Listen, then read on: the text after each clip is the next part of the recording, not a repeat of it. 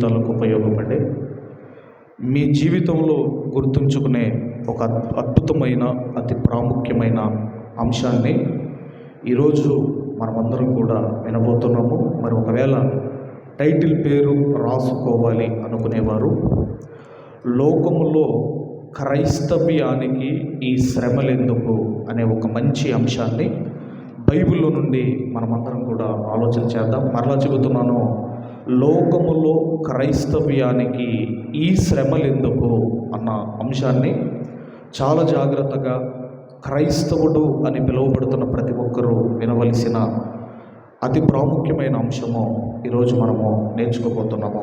ఈరోజు ప్రపంచ జనాభాలో క్రైస్తవుల జనాభా ఎక్కువని ఒకవైపు సంతోషం, ఆనందం, అలాగే ప్రపంచంలో ఎక్కువగా అమ్ముడుపోతున్న పుస్తకాలలో అది ద బైబిల్ అని సంతోషం, ఆనందం ఒకవైపు ఉంటే, మరొక వైపు లోకములో క్రైస్తవ్యానికి మరి కలుగుతున్న ఈ శ్రమలు, ఈ ఇబ్బందులు మరొక వైపు మనం చూస్తూనే ఉన్నాము. ఎందుకంటేనండి, ఈరోజు లోకములో ఎన్నో శ్రమలు ఈరోజు క్రైస్తవ్యము అనుభవిస్తుంది. కనీసము క్రైస్తవుడు అని చెప్పుకునే పరిస్థితులు కూడా కొన్ని ప్రాంతాల్లో లేవు. మీరు నార్త్ ఇండియా సైడ్ మీరు వెళ్ళగలిగితే ఈరోజు ఇంత స్వేచ్ఛగా మనము కూర్చుండి దేవుణ్ణి ఆరాధించే పరిస్థితులు నార్త్ ఇండియా సైడ్ లేవు, అటువైపు లేవు. మరి అది ఇండియానేనా, అది భారతదేశమేనంటే అది భారతదేశమే. కానీ మనకులాగా మీటింగులు పెట్టుకోవడానికి, మనకులాగా ఆరాధనలు జరుపుకోవడానికి, మనము ఈరోజు ఈ విధముగా దేవుణ్ణి ఆరాధిస్తున్నట్టుగా ఈ స్వేచ్ఛ అటు నార్త్ ఇండియా సైడ్ లేదు. కనీసము క్రైస్తవులు అని చెప్పుకోవడానికి కూడా లేదు. అలాంటి పరిస్థితులు ఆ ఉత్తర భారతదేశం సైడ్ ఉన్నట్టుగా మనము చూడగలము. ఈరోజు మనందరికీ తెలుసు, మరి మణిపూర్లో ఎన్ని వందల చర్చిలు తగలబెట్టారు, ఎన్ని వందల మందిని చంపారు, ఎన్ని వేల మంది ఇదిగో వేరే రాష్ట్రాలకు పారిపోయారు. మీరు ఆలోచించండి. అలాంటి వాళ్ళు మేము క్రైస్తవులము అని చెప్పుకుంటారా? మీరు ఆలోచించండి. అంటే భయంకరమైన శ్రమలు క్రైస్తవ్యము అనుభవిస్తుంది. మొన్నటికి మొన్న మరి హైదరాబాదులో కూతవేట దూరములో ఉన్న ఆ జన్వాడ అనే ప్రాంతంలో మీరు ఆలోచన చేయగలిగే ఒక మెథడిస్ట్ చర్చి ముందు నుంచి ఒక రోడ్డు వివాదం, ఒక రోడ్డు గురించి సుమారుగా 200 మంది రాళ్లతో, కర్రలతో క్రైస్తవులను, పిల్లలని చూడకుండా, వృద్ధులని చూడకుండా దాడి చేయటం అన్న దృశ్యాలు మనం చూస్తూనే ఉన్నాము. కనీసము జాలి, దయ, కనికరం ఈరోజు లేకుండా ఈ శ్రమలు ఈరోజు క్రైస్తవ్యం అనుభవిస్తుంది. కాబట్టి ఈరోజు మనం ఆలోచన చేయగలిగితే, మొదటి శతాబ్దపు క్రైస్తవ్యముతో పోల్చుకుంటే ఈరోజు మనం అనుభవిస్తున్న శ్రమలు ఎంత అంటే కేవలము 1% మాత్రమే. ఒక 1% మాత్రమే. ఆ రోజు 100% వాళ్ళు శ్రమలు అనుభవిస్తే, ఈరోజు ఒక 1% మాత్రమే ఈ రోజున్న క్రైస్తవ్యము శ్రమలు అనుభవిస్తుంది. యేసుక్రీస్తు వారిని ఎంత క్రూరంగా ఆయనను హింసించి సిలువకేసి చంపారు. ఒక స్టెఫెను గారిని రాళ్ళు రువ్వి చంపించారు. మీరు ఆలోచించండి. ఒక యాకోబు గారిని ఖడ్గము చేత తల తెగ నరికించి చంపించారు. మొదటి శతాబ్దపు క్రైస్తవ్యము అగ్ని వంటి మహాశ్రమలు అనుభవించింది.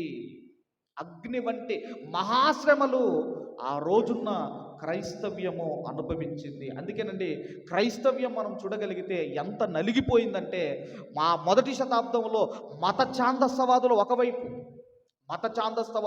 ఈ యూదా మతములోనే ఆ మత ఛాందసవాదుల వలన కొంత నగిలిపోయింది. అలాగే పరిసయ్యులు, సద్దుకయ్యులు, అలాగే మనం ప్రధాన యాజకులు, అలాగే హేరోదీలు, వీళ్ళందరి వల్ల క్రైస్తవ్యము నలిగిపోయింది. ఇటు ఒకవైపు అయితే, మరొక వైపు రోమా ప్రభుత్వము కూడా క్రైస్తవ్యాన్ని హింసించింది, శ్రమకు గురి చేసింది. రోమా ప్రభుత్వం.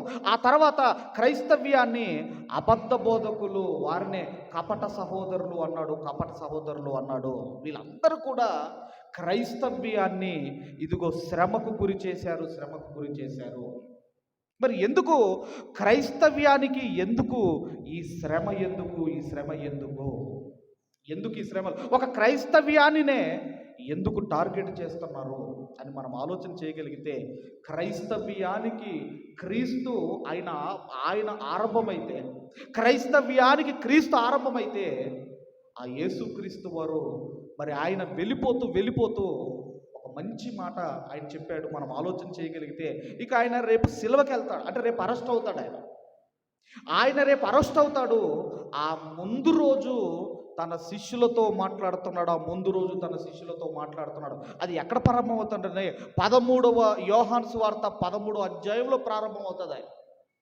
యోహాను సువార్త 13వ అధ్యాయము నుండి ఇక రేపు అరెస్ట్ అవుతాడు. రేపు అరెస్ట్ అవుతాడు.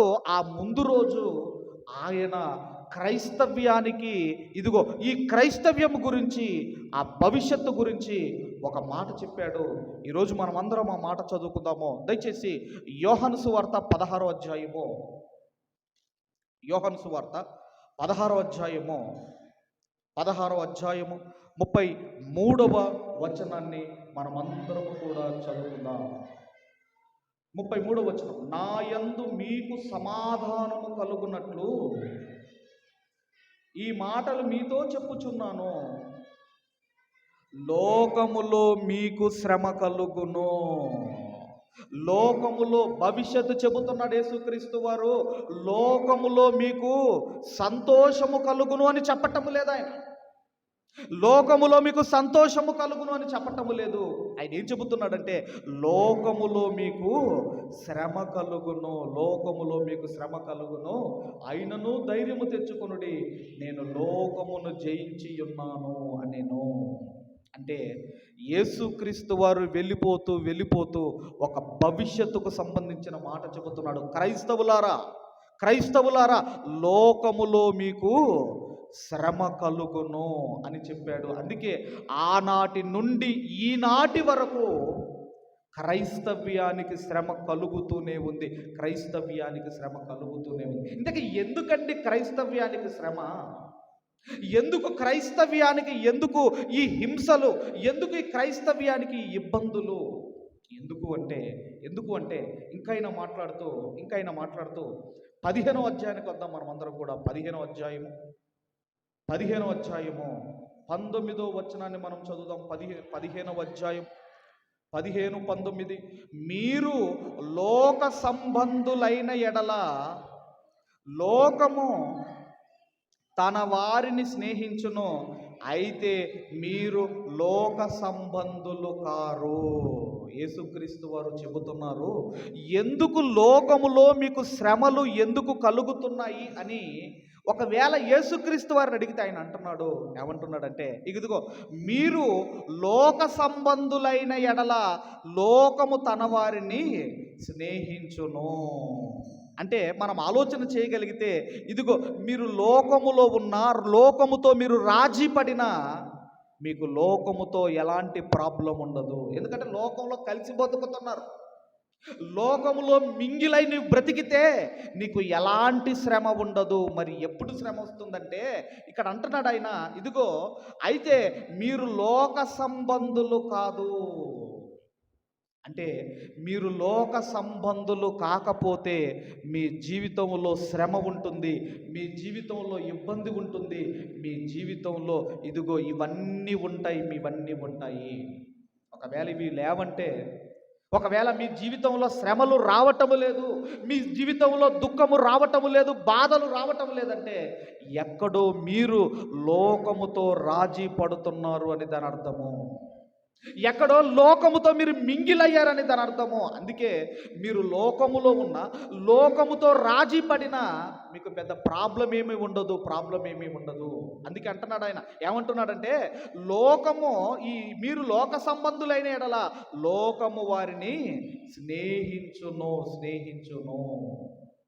అందుకేనండి పేతురు గారు కూడా ఆ పెంతెకోస్తు అను పండగ దినమున ఆయన లేచి నిలవబడి ఆయన ప్రసంగం చేస్తున్నప్పుడు అక్కడున్న వాళ్ళందరూ కూడా ఇదిగో ఆ యేసును మీరే సిలువకేసి చంపారు, మీరే పొడి చంపారు, మీరే చంపారు అని ఆయన లేచి ప్రసంగం చేసినప్పుడండి ఆ ప్రసంగానికి అనేకులు పొడవబడి, ప్రసంగము చేత అనేకులు పొడవబడి అయ్యా మేమే చంపాము, మేము మమ్మల్ని ఏం చేయమంటావు, మమ్మల్ని ఏం చేయమంటావు అని అడిగినప్పుడు ఆయన మాట్లాడుతున్న ఒక మాట చూసుకొని మరలా ఇక్కడికి వద్దాము. అందరం కూడా దయచేసి అపోస్తుల కార్యములు 2వ అధ్యాయము 37, 38 వచనాలు చదువుకుందాము. అపోస్తుల కార్యములు 2వ అధ్యాయము 37, 38 వచనాలు చదువుకుందాము. వారి మాట విని హృదయములో నొచ్చుకొని అన్న దగ్గర ఫుట్ నోట్లో ఒక పదమును చూడండి, ఏమంది అక్కడ, ఏమనుందండి అక్కడ, పొడువబడి. ఇప్పుడు చదవండి. సహోదరులారా, మేమేమి చేద్దామని పేతురును కడమ అపోస్తులను అడగగా, పేతురు మీరు మారు మనసు పొంది పాప క్షమాపణ నిమిత్తము ప్రతివాడు యేసుక్రీస్తు నామమున బ్యాప్టిజం పొందుడి, అప్పుడు మీరు పరిశుద్ధాత్మను వరము పొందుదురు అని చెప్పుకుంటూ వచ్చి 40వ వచనానికి వచ్చేసరికి సాక్ష్యం ఇచ్చి మూర్ఖులగు ఈ తరము వారికి వేరై రక్షణ పొందుడని వారిని హెచ్చరించెను. అంటే క్రైస్తవుడు అంటే ఎవరు అంటే ఈ తరము వారికి, మూర్ఖులకు ఈ తరము వారికి వేరై రక్షణ పొందినవాడు, అందుకే ఆయన అంటున్నాడు మీరు లోక సంబంధులు కాదు, ఆ మూర్ఖులకి తరములో నుండి మీరు వేరైన వారు. ఇదే మాటను తన పత్రికలో రాస్తూ మొదటి పత్రిక 2వ అధ్యాయం 9వ వచనంలో ఏమన్నాడు అంటే, మొదటి పేతురు పత్రిక 2వ అధ్యాయము 9వ వచనంలో మాట్లాడుతూ ఏమన్నాడు అంటే 2:9 అయితే మీరు చీకటిలో నుండి ఆశ్చర్యకరమైన తన వెలుగులోనికి మిమ్మును పిలిచిన వాని గుణాతిశయములను ప్రచురము చేయు నిమిత్తము ఏర్పరచబడిన వంశము, రాజులైన యాజక సమూహము, పరిశుద్ధ జనమును, దేవుని సొత్తైన ప్రజలై ఉన్నారు. అంటే మీరు ఎవరంటే ఒకప్పుడు మీరు చీకటిలో ఉన్నవారు, ఒకప్పుడు లోకమనే చీకటిలో ఉన్నవారు. ఆ చీకటి జీవితము మీకు వద్దు అని మీరు వెలుగులోనికి వచ్చి వెలుగు సంబంధులుగా మారినవారు మీరు వెలుగు సంబంధులుగా మారినవారు మీరు. అందుకేనండి లోకము క్రైస్తవ్యాన్ని ఎందుకు ద్వేషిస్తుంది అంటే వాళ్ళు లోక సంబంధులు కాదు, వాళ్ళు చీకటి సంబంధులు కాదు. ఒకవేళ చీకటి సంబంధులైతే, ఒకవేళ లోక సంబంధులైతే వారితో ఫ్రెండ్షిప్ చేస్తుంది, వారికి ఏం ప్రాబ్లం ఉండదు లోకంలో. అందుకే ఇప్పుడు యేసుక్రీస్తు వారు మాట్లాడుతూ మరలా మనము యోహాను సువార్త 15వ అధ్యాయము 19వ వచనానికి మనం రాగలిగితే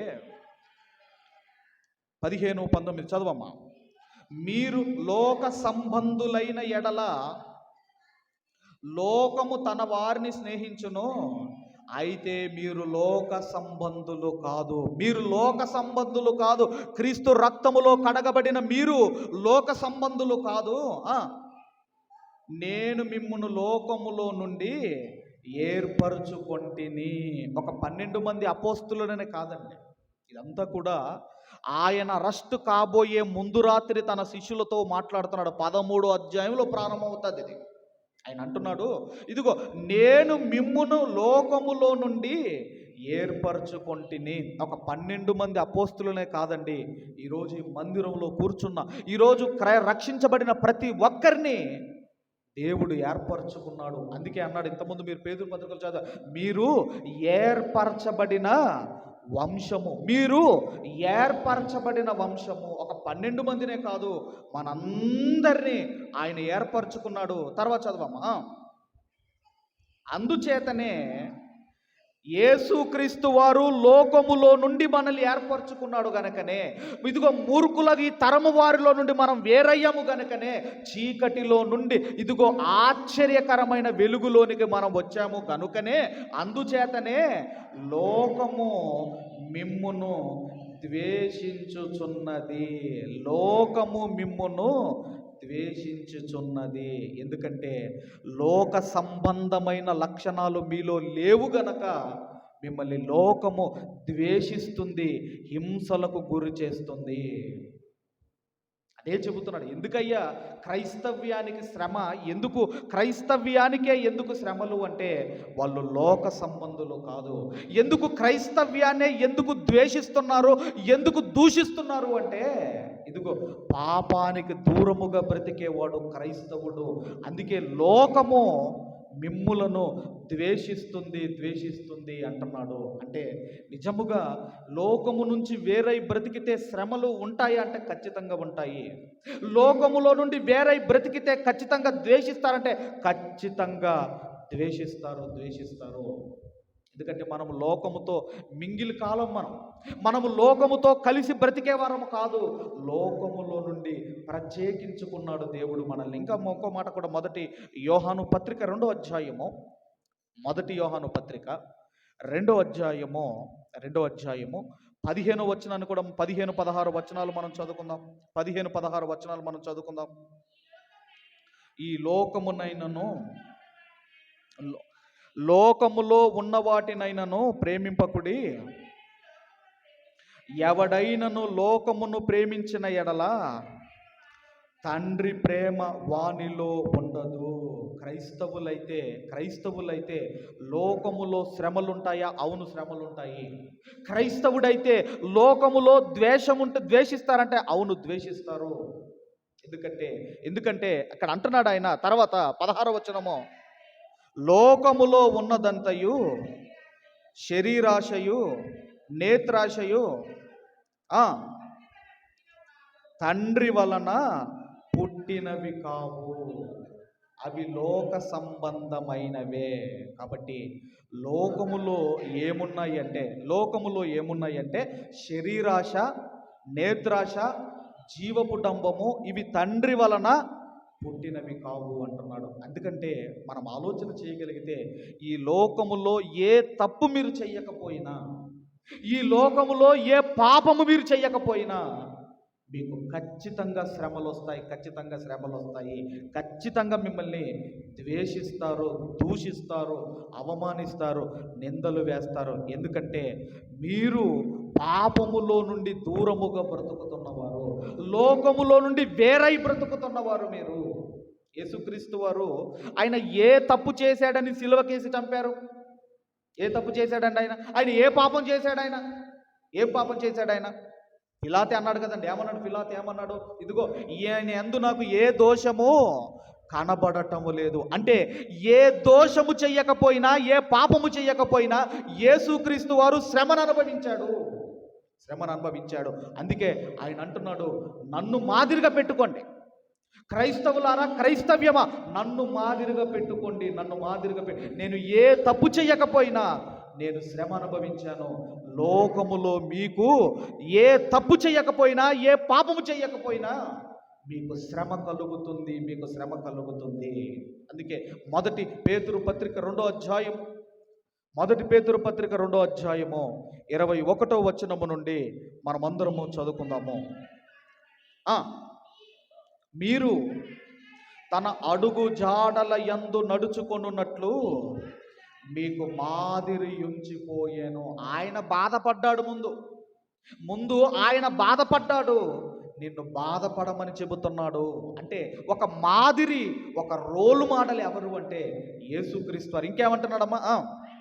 ఆయన పాపము చెయ్యలేదు, ఆయన నోట ఏ కపటమో కనపడలేదు, ఆయన దూషింపబడియు బదులు దూషింపలేదు, ఆయన శ్రమ పెట్టబడియు బెదిరింపక న్యాయముగా తీర్పు తీర్చు దేవునికి తన్ను తాను అప్పగించుకొనేను.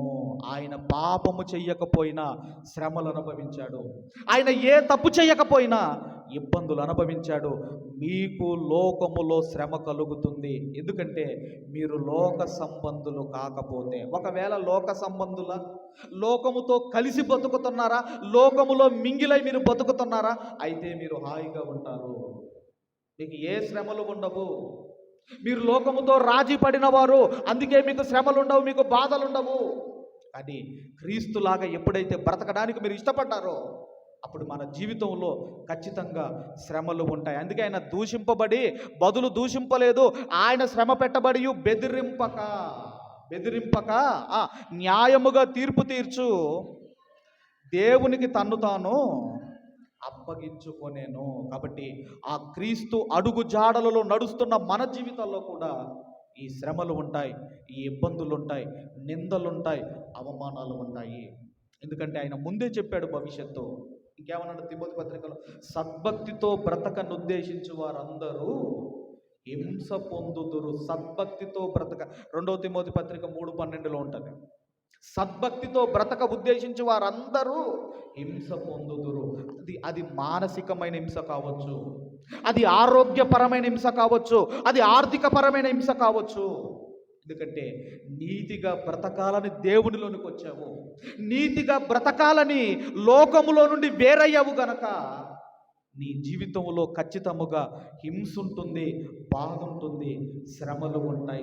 అందుకేనండి నీతిగా బ్రతికిన ఏ భక్తుని చూడండి బైబిల్లో ఖచ్చితంగా వాళ్ళు శ్రమలు అనుభవించారు. అందుకే నీతి నిమిత్తము హింసించబడువారు ధన్యులు, పరలోక రాజ్యము వారిది అన్నాడు. కాబట్టి క్రైస్తవుడు అంటే లోకములో నుండి వేరైన వాడు, క్రైస్తవుడు అంటే పరిశుద్ధత, క్రైస్తవుడు అంటే యథార్థత, క్రైస్తవుడు అంటే పవిత్రత, క్రైస్తవుడు అంటే నీతి, క్రైస్తవుడు అంటే సత్యము.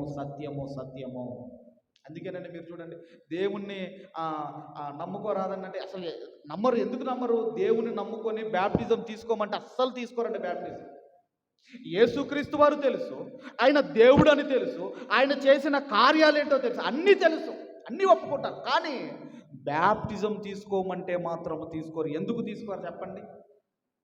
ముందు అనే మాట ఏంటంటే, అమ్మ బ్యాప్టిజం తీసుకుంటే ఇది ఉందటగా, బ్యాప్టిజం తీసుకుంటే సినిమాలు చూడకూడదటగా, సీరియల్ చూడకూడదటగా, బ్యాప్టిజం తీసుకుంటే ఇలా ఉండాలటగా, ఇలా ఉంటే మన దాడ కలుస్తుంది. మీరు ఆలోచించండి, మన కాడ కుదురుతుంది ఇలాగుంటే. అందుకేనండి అన్నీ తెలుసు కానీ బ్యాప్టిజం తీసుకోవడానికి ఎందుకు భయపడుతున్నా అంటే బతకలేక. అందుకే ఆయన ఏమంటున్నాడంటే లోకములో మీకు శ్రమ ఖచ్చితంగా కలుగుతుంది. ఎందుకంటే యేసుక్రీస్తు వారి మార్గములో మీరు నడిస్తే ఆ ముళ్ళులు, అది ఏ మార్గం అంటే అది ముండ్ల మార్గము. ఖచ్చితంగా మన జీవితంలో ముండ్లు గుచ్చుకుంటాయి. మీరు అనుకోవచ్చు ఏదో తప్పు చేస్తే, ఏదో పాపం చేస్తే గుచ్చుకుంటున్నాయి అనుకోవచ్చు. కానీ మీరు ఏమి చెయ్యకపోయినా, ఏ పాపము చెయ్యకపోయినా, ఏ తప్పు చెయ్యకపోయినా లోకము మిమ్మల్ని ద్వేషిస్తుంది, మిమ్మల్ని శ్రమ పెడుతుంది. అందుకే మొదటి శతాబ్దంలో ఎలాంటి శ్రమలు అనుభవించారని మీరు చూడగలిగితే మొదటి పేతురు పత్రిక 4వ అధ్యాయము 12వ వచనం నుండి మనం అందరము చదువుకుందాం. 12వ వచనం నుండి.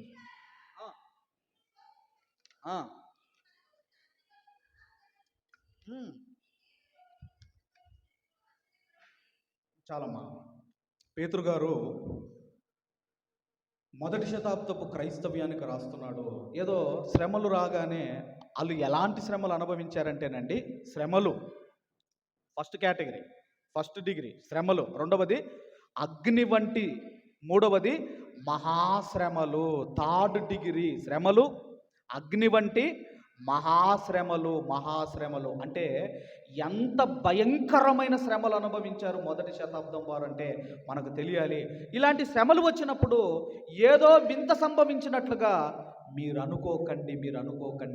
ఎందుకంటేనండి ఇది ఎందుకు రాస్తున్నాడు ఈ పత్రిక అన్నప్పుడు, ఇది రోమన్ చక్రవర్తులు పరిపాలిస్తున్న కాలం. అది అప్పుడు ఎవరండి పరిపాలించేది?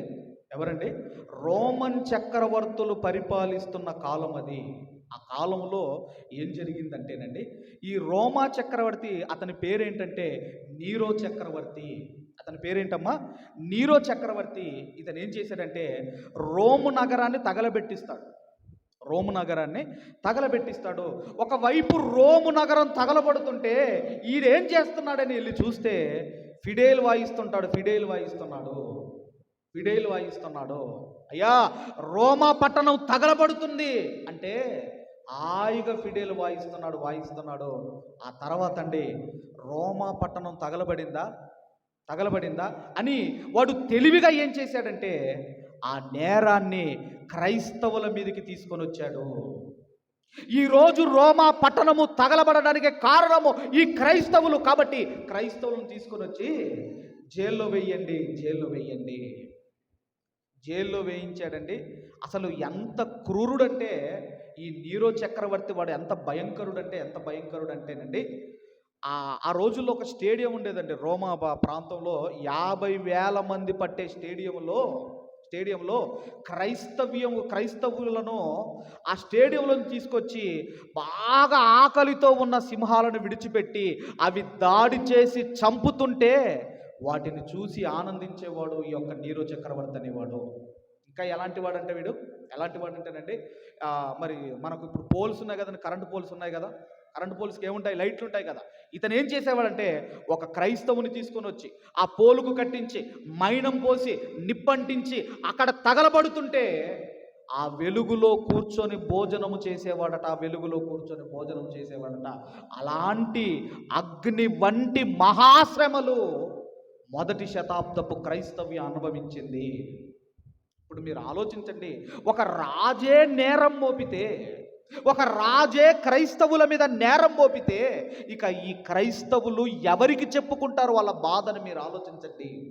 అందుకేనండి మనం చూడగలిగితే ఆనాటి కాలంలో కనీసము క్రైస్తవుడు అని చెప్పుకోవడానికి భయపడేవారు. అందుకే అగ్ని వంటి మహాశ్రమలు మీకు కలిగినప్పుడు ఏదో వింత సంభవించినట్లుగా మీరు బాధపడకండి అని చెబుతూ ఏమంటున్నాడు అంటే, తర్వాత చదవము.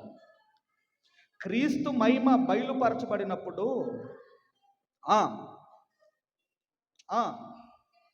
క్రీస్తు శ్రమలలో మీరు పాలివారై ఉన్నంతగా సంతోషించుడి. క్రీస్తు నామము నిమిత్తము మీరు నిందల పాలైన ఎడల మహిమా స్వరూపి అయిన ఆత్మ అనగా దేవుని ఆత్మ మీ మీద నిలుచుచున్నాడు గనుక మీరు ధన్యులు. మీలో ఎవడునూ నరహంతకుడుగా గాని, దొంగగా గాని, దుర్మార్గుడుగా గాని, పరుల జోలికి పోవాడుగా గాని బాధ అనుభవింప తగదు. ఎవడైనను అతడు సిగ్గుపడక ఆ పేరును బట్టియే దేవుణ్ణి మహిమ పరచవలెను. కాబట్టి మనం ఆలోచన చేయగలిగితే మొదటి శతాబ్దపు క్రైస్తవ్యము ఏ తప్పు చేసింది, మొదటి శతాబ్దపు క్రైస్తవ్యము ఏ నేరం చేసింది, ఏ పాపం చేసిందని అగ్ని వంటి మహాశ్రమలు అనుభవించింది. అంటే ఏ తప్పు చేయకపోయినా ఒట్టిగానే మీ మీద నిందేస్తారు, మిమ్మల్ని శ్రమ పెడతారు, మిమ్మల్ని ఇబ్బందులకు గురి చేస్తారు. ఎందుకంటే నీవు లోక సంబంధివి కాదు, నీవు చీకటిలో నుండి ఇదిగో ఆ జీవితం వద్దని వెలుగులోనికి వచ్చిన వాడవు నీవు. అందుకే లోకము మిమ్మల్ని ద్వేషిస్తుంది అని ఇక్కడ అంటున్నాడు. క్రైస్తవుడవైనందుకు బాధ అనుభవించిన ఎడల, క్రైస్తవుడవైనందుకు నీకు బాధ ఉంటుంది. క్రైస్తవుడవైనందుకే బాధ ఉంటే సేవకుడవైనందుకు ఇంకా బాధ ఉంటుంది నీకు. క్రైస్తవుడమైనందుకే బాధ ఉంటే సేవకుడు అయ్యామనుకోండి, మేము ఎంత ఒళ్ళు దగ్గర పెట్టుకొని మాట్లాడాలో అంత మాట్లాడాలి. అవునా కాదమ్మా? ఎట్లుండాలమ్మా?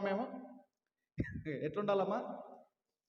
మేము ఎన్ని భరించాలి మీరు ఆలోచించండి. ఇప్పుడు మేము ఒక్కరం పడిపోయామనుకోండి, ఎంతమంది పడిపోతారమ్మా?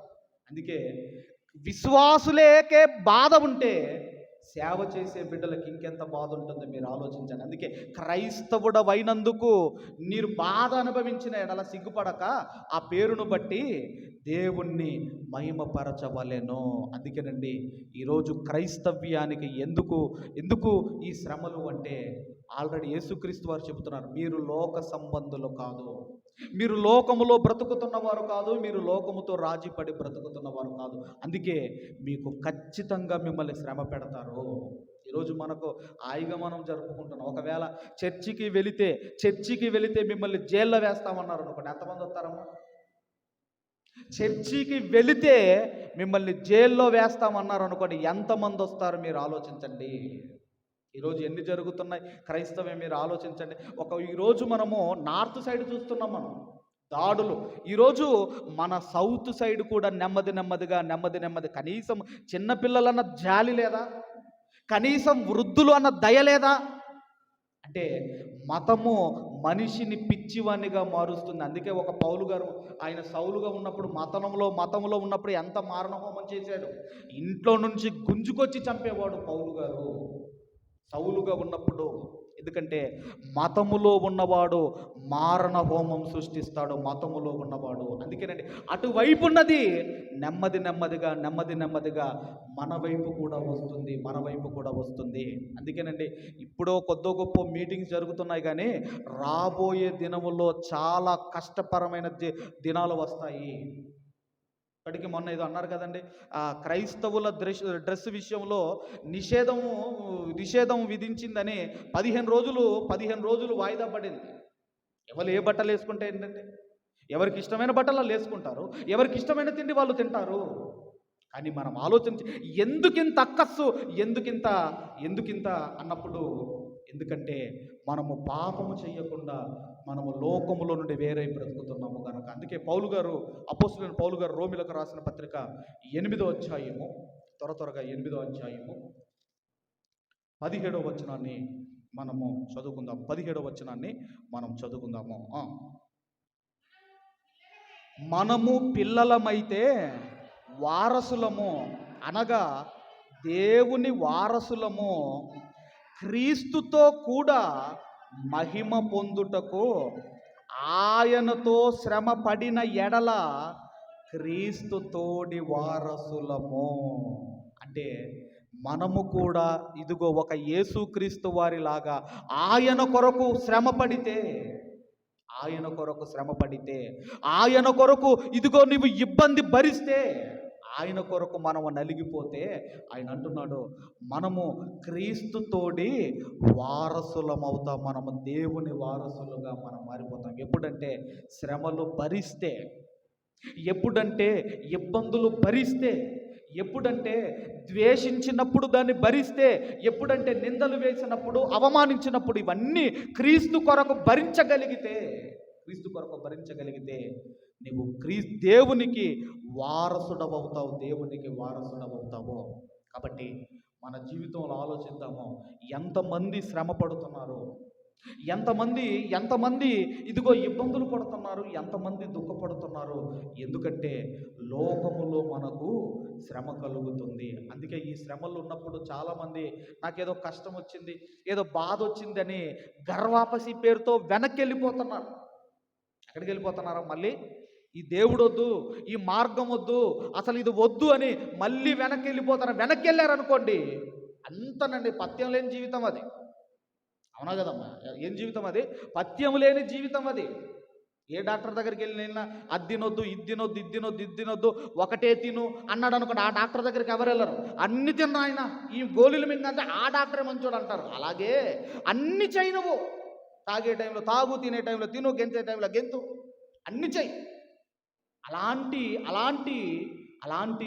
మార్గం మాకు కావాలని వెళ్ళిపోతున్నారు. కాబట్టి ఆయన అంటున్నాడు, క్రీస్తుతో మీరు శ్రమ పడితే దేవునికి మీరు వారసులు అవుతారు.